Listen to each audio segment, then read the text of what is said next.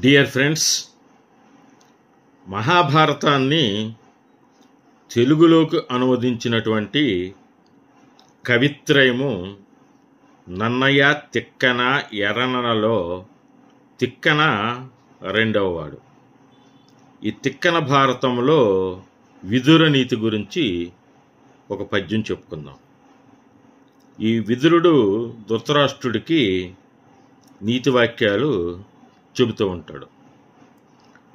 అక్కడ తిక్కన రాసినటువంటి పద్యము కోపము, నువ్వును, గర్వము నాపోవకయు నిక్కియును, దురభిమానము, నిర్వ్యాపారత్వము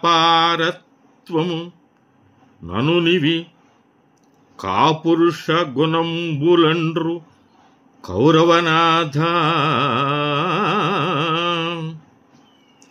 దీని భావం ఏంటంటే కోపం, పొగడ్తలకు ఉబ్బిపోవడం, గర్వం, తృప్తి లేకపోవడం, అనవసరమైన పౌరుషం, పనీపాట లేకుండా ఉండటం, ఇవన్నీ కూడా చెడ్డవాడి లక్షణాలుగా మనం చెప్పుకోవాలి అని చెప్పి విదురుడు ధృతరాష్ట్రుడికి వివరించాడు.